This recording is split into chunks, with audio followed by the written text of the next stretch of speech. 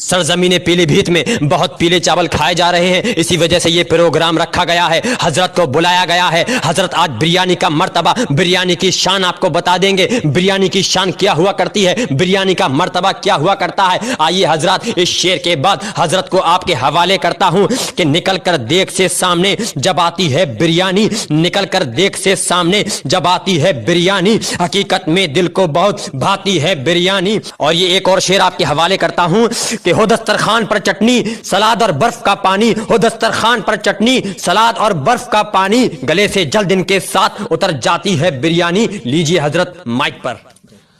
السلام علیکم۔ وعلیکم السلام۔ آج مجھے سرزمین پیلی بھیت میں بلایا گیا اور مجھے یہ بتایا گیا ہے کہ یہاں کے لوگ پیلے چاول کی جانب زیادہ بھاگ رہے ہیں، بریانی کو چھوڑتے چلے جا رہے ہیں، بریانی کی فضیلت کا ان کو معلوم نہیں ہے، بریانی کا مرتبہ ان کو معلوم نہیں ہے، یہ پیلے چاول کی طرف بھاگ رہے ہیں، پلپلوٹے ہو رہے ہیں، انہیں اتنی تمیز نہیں۔ آج اسی بارے میں بتانے کے لیے یہاں میں آیا ہوں۔ اے شفقت بھائی، کیسے ہونگ رہے ہو؟ یہ آج تم نے پیلے چاول نہیں کھائے ہوتے تو یہاں اونگتے نہیں آج تم۔ یہ جو تم آج الیکشن ہارے بیٹھے ہو، یہ صرف اور صرف پیلے چاول کھانے کی وجہ ہے۔ بہت خوب حق کہہ رہے ہیں۔ ان پیلی بھیت والوں کا کوئی بھروسہ نہیں ہے کہ پیلے چاول کھا کے ووٹ ڈالنے گئے ہوئے اور پتہ نہیں کہاں کا ووٹ کہاں ڈالیا ہو جائے۔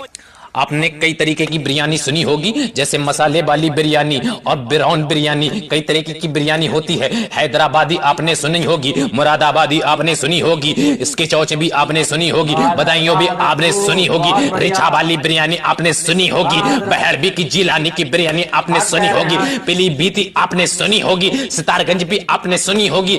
کبھی پیلے چاول سننے کے مراد آبادی سنے آپ نے کہ پیلی بھیتی پیلے چاول؟ حق کہہ رہے ہیں۔ آج تم پیلے چاول کھا کے اتنی بے حرمتی کر رہے ہو بریانی کی، یہ اچھا نہیں کر رہے ہو تم لوگ۔ تاریخ کا مطالعہ اٹھا کے دیکھو گے، کتابیں لوٹ پوٹ کر کے دیکھو گے، پنے چھان لو گے، کسی تاریخ میں یہ نہیں لکھا کہ پیلے چاول کھانے کے بعد کوئی جنگ پر گیا ہو اور جنگ جیتی ہو۔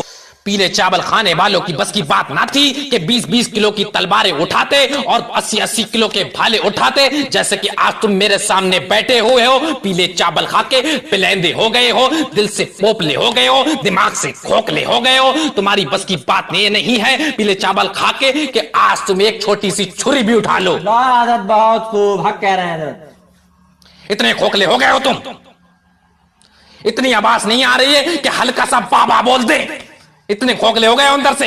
کہیں ایسا تو نہیں ہے ان پیلی بھیت والوں نے اس پروگرام میں پیلے چاول کی ملاوٹ کی ہو، یہاں پر بھی پروگرام کیا ہو تو پیلے چاول کے بھگونے بنواتے ہو؟ کیوں کرامی تمہیں مجھے داؤں بھائی، کیا ایسا ہے؟ نہیں ایسا نہیں ہے، ایسا نہیں ہے حضرت، بریانی بن رہی ہے بریانی۔ وہ تو ٹھیک ہے بریانی بن رہی ہے، کہیں ایسا تو نہیں ان پیلی بھیت والوں نے مٹر کی بریانی بنوا رکھی ہو؟ آئیے ایک واقعہ بتا دیتا ہوں، سرزمین پیلی بھیت کا ایک واقعہ بتا دیتا ہوں، تھوڑا سا آگے بڑھ جاؤ جی، آگے بڑھ جاؤ، آگے بڑھ جاؤ سب لوگ۔ جفار بھائی جو سرزمین پیلی بھیت کے ہیں، ایک بار انہوں نے مجھے پروگرام کے لیے بلایا، بلانے کے بعد بولے آپ حضرت ذرا کمرے میں آرام فرمائیے، میں ذرا نان بھائی کو بلا کے لے کے آتا ہوں۔ نان بھائی کو بلانے کے لیے جفار بھائی گھر سے نکلے، نکلنے کے بعد نان بھائی کے گھر پہنچے اور بولے نان بھائی ذرا کھانا بنانا ہے، بریانی بنانا ہے۔ انہوں نے یہ نہیں بتایا کہ کون سی بریانی بنانا ہے۔